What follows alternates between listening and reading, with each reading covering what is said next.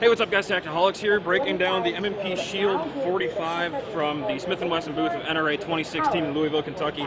I'm pretty surprised with this gun. It's going to be a 6+1 magazine capacity or 7+1 magazine capacity, and the overall package is actually incredibly slim for being a 45. I had some concerns with the upper components being so wide to accommodate for that 45 slug, as well as the beefier components in general, that the whole gun was going to feel kind of blocky, or that they would actually try to keep the grip so small with such a blocky upper receiver for 45 that it would feel like you had a brick on a toothpick, and it really doesn't feel like that whatsoever.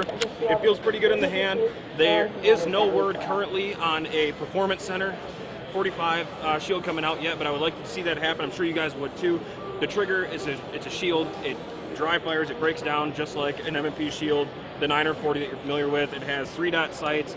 I'm sure that there's going to be a lot of options out there for night sights on this gun as well, but the biggest difference as far as putting it in my hand is actually the grip texture. It feels like it's stippled and very, very aggressive texturing, and I like that quite a bit, whereas the Shield 9 and the Shield 40 kind of tend to have a little bit of a slippery feeling, especially once your hands get wet. But certainly the traction is there on this gun. I'd like to see them add this texturing to the frames of the 9 and the 40 as well. But for those 45 fans out there, if you're looking for a reliable, darn near pocket size, striker fired 45 ACP defensive handgun, I think the Smith & Wesson M&P Shield is going to be a great way to go, about 480 bucks, so not much more than the 9 or 40.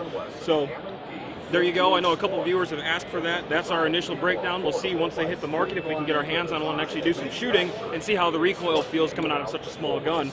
But overall, Smith & Wesson did a good job.